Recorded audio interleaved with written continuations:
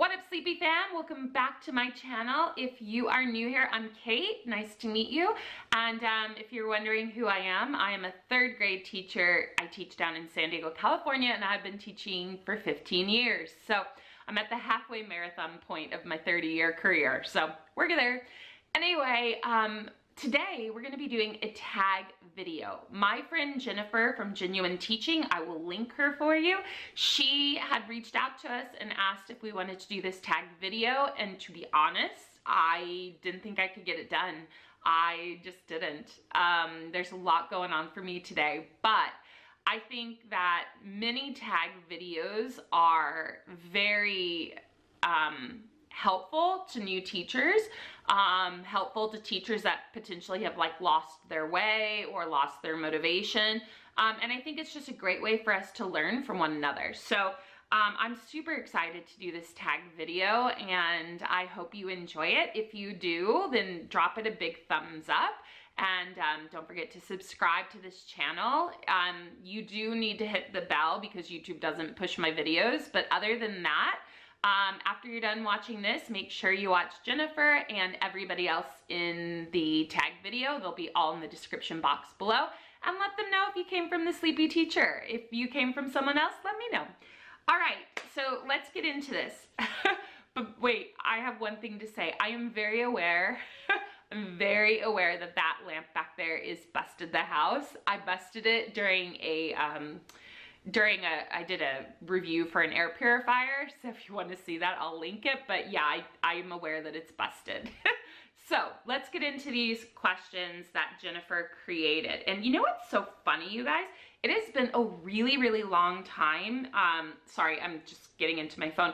It's been a really long time. I feel like tag videos were, everybody was doing them. Like every time you turned around, there was a tag video. It was almost overload. And just the other day I was thinking like, man, what happened to the tag videos? And then here we go. So I'm really excited because I feel like it's time to bring them back. So number one, what are some challenges you've had this school year? Okay, so for me, it's been planning. I don't know who knows this or not, so I'm gonna give you a little backstory on where I teach. I teach at a dual immersion school. So this means that I have 2 classes every year, which means I get half a year to teach them what you would get for your entire year. Now, I don't see like one group for the first half of the year and then the other group for the last half of the year. I see them all year long. So it's one of those things where I will have my one group for a week and my teaching partner will have the other group for a week. And then at the end of the week, we flip-flop the kids. So they call them switch classes if you're in the know.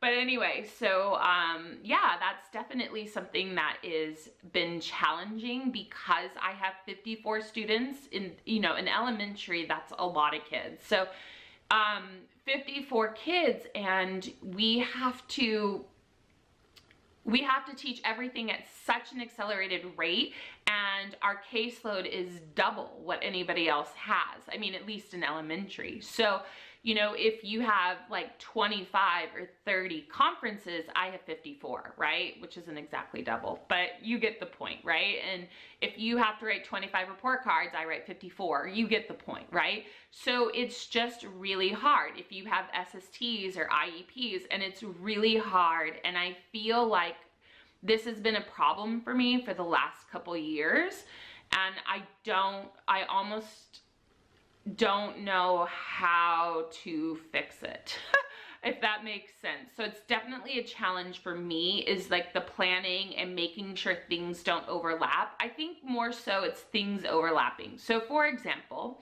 I had morning duty at my school. We have playground duty or whatever, and we have that for 1 week straight, and then you don't have it for like maybe 7 weeks or 6 weeks or 5 weeks, just depending, and then you have it again for a week. So you end up doing it like 3 times a year. So it's like 15 morning duties basically. So like I had an SST, and I don't like doing SSTs in the morning, but my teaching partner prefers to do them in the morning. And since she has kids and like wants to get home and see them and everything like that, I usually will just kind of concede and say it's fine. So this is totally my fault when when we set up this SST, we did it, I said, well, whatever you want is fine. If you want to do the morning, it's fine. And I ended up having morning duty that week. So it's like this thing of like, I'm not aware of what's coming up and then I overbook. So this has definitely been the biggest like challenge for me. It's been really, really hard. I know for like, that's been really hard for me. And then, yeah, I would say that's probably been my biggest challenge, is like having things double booked, and then I don't look like I know what I'm doing, and I don't like, so having things double booked, and I don't really like that feeling of, oh shoot, I forgot I have these two things at the same time. It just makes me feel uneasy. So I'm hoping to be better about that, rather than just saying like, whatever you want. I need to say, you know, let me go check to make sure I don't have anything conflicting before I just say, oh, it's fine, because it's not always fine. So that would be my biggest challenge. Question 2, what are some successes you've had this school year? Okay, so I've had a lot of successes. I guess it depends. Are we looking at like academically, professionally? You know, I think my biggest success is that as a teacher, and I've been teaching at my school for 12 years, I don't want to say of like, you know, that I can do whatever I want in my classroom, but I am respected enough that people don't really kind of question what I'm doing in my classroom, and it allows me to be really innovative and try new things, and I'm not bogged down. Now, I know a lot of you have, you know, certain things that you have to follow, right? Like certain pacing guides that you have to follow.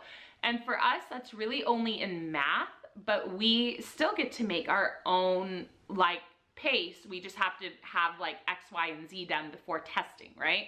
And so, you know, then when it comes to like language arts and science and social studies and all of those other things, we don't have adopted curriculum, which is great and also very difficult because you have to create everything on your own. And I know that Shelly over at Early Adventures teaches at the same kind of school that I do. And I think, I mean, I haven't really talked to her in depth about it, but I feel like she would be the one who would understand really well what it's like to have to create everything on your own. And it is difficult because you have to cross-reference all the standards, and you're not being told what to do. You gotta figure it out on your own, which is difficult. And then in addition to that, at my school, then once we know what we want to do, then we have to say, okay, German's gonna do this and English is gonna do this. So it's like a whole thing. But I would say that's definitely like a challenge that we face. It is pretty like tiring to constantly come up with your own like your own stuff all the time, like your own curriculum and things like this. Okay, so I would say that's definitely, did I do those backwards? I did those backwards. Oh my God. Oops. I did them backwards, I think. Did I? I don't know. See? Challenges. I'm gonna say that I answered the successes. I'm gonna say answer the challenges, but I think I did them in the wrong order. Okay, question 3. I'm gonna actually really read question 3 to make sure I don't make a mistake. Okay, question 3. What has been one of your favorite lessons or activities you've done this school year? Okay, so we every year are constantly trying to come up with like what's gonna work best, and we will kind of tweak different things that we've done. But my teaching partner came up with such a cool lesson for narrative. So she found this book. It's called Memory String by Eve Bunting, and basically we wanted the kids to write a personal narrative about a memory that they had. So we used that book and tied it into teaching narrative. And then when the kids were done, they got to make their own memory string. And then from there, we, you know, we also went through the whole editing process, and I wish I had, if I can find any like on my phone, I wish I had some examples to show you, but I just want to tell you that like they came out really, really well. The students did a really great job on it. And that's the thing is like when you have kids do it completely on your own, on their own versus when you have guidance for them, like the output's going to be completely different, right? And one of the standards in 3rd grade even says with guidance, students will be able to do this. So it is hard to grade like it because you know you've like helped the students, but the standards say to do that. So anyway, and then that was really super cool. And what we're gonna do, I compile, we haven't done it yet, but I hang on to like a bunch of different like writing styles that my kids have done, or different like big writing projects that my kids have done. And then what we do is we invite the parents into the classroom and we have an author's tea. And it's just a great way for them to share. And we'll invite other students too. Like, so we'll invite the switch class to practice, you know, like how to do it. And then we invite the parents, and it's a lot of fun. And I haven't done one in a really long time, but I'm excited. We're gonna be doing it in January. And then I got this, one of the parents bought this for me. I have a wish list, I'll link it down below if you want to get me anything for the classroom. You don't have to, but if you want to. And it's one of those like microphones. And I saw this like all over Instagram. Oh, if you're not following my Instagram, follow my Insta. But I wanted the gold one. So I still have to learn how to use it. I know Maylene has one of these from Mrs. Calls Campers. So anyway, and I think Maura has one too from Kind Kindergarten, and I think that was how I kind of found out about it. But I'm excited because they'll be able to use that at the author's tea, and I think it'll just add that like special touch. So when I do the author's tea, I'm not really sure if I could like film that for you guys, because I don't know, but anyway, we'll see. So, okay, moving on. My tea's already kind of getting cold. Oh wait, I have another favorite lesson. So I recently learned box division, and it's just it's so much easier for kids to see like the numbers and not get lost. You know how we learned, right? And it was just like you learned and it went straight down. A lot of the kids get confused about what number comes from where. So box division, I'll do a video on that at some point, but anyway, it's just a really great way for them to learn how to divide. So that's another one that I'm excited about. Oh my gosh, I have so many that I want to tell you guys, but we're already at like 12 minutes, so anyway, lots of successes. And you know, I think one of the things that I want to leave you with on the success is when you have students who say to you, they'll say stuff like, you know, I never liked math before, or I never thought I could be a writer. And it doesn't matter if they're good at math, like good at math or good at writing or whatever. It's the fact that they have like a love for it or an interest for it. I think that's probably one of the biggest successes, is that it's not about like, it's not so much about how well they learned it, it's that they want to learn it and that they are excited about it. And to me, I think that's like the biggest success. Okay, number 4, what are your must-have items for the classroom? So this is funny because I actually have this really cute idea for doing like a favorite classroom supply video, but I still have to work out a couple kinks on that, but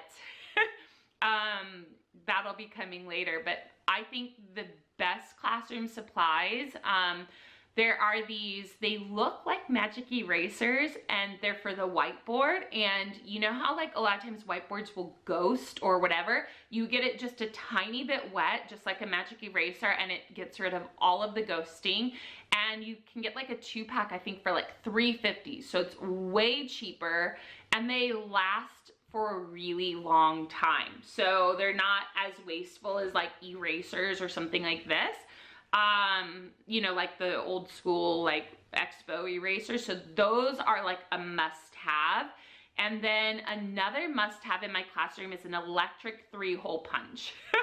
It is life-changing, you guys. Life-changing. I'm not even remotely kidding. Life-changing. I keep it always, if you've ever watched my vlogs, you've probably seen that, but I always keep it plugged in right next to my desk up front. And it's great. Like, it doesn't jam up. You don't have to worry about like part of it being hole punched, part of it not. Like, it's just, they're amazing, you guys. They're like my favorite thing.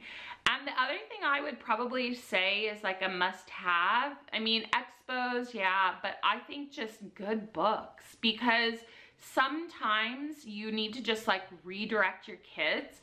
And the best way to do that is just by like having them put everything away, turning the lights down low, and just reading a book to them. Kids love to be read to, and I think, you know, that's universal. Even all the way up through high school, I would assume. Kids just love being read to. So I would say those would be my top 3, of course. Oh wait, there's a 4th one.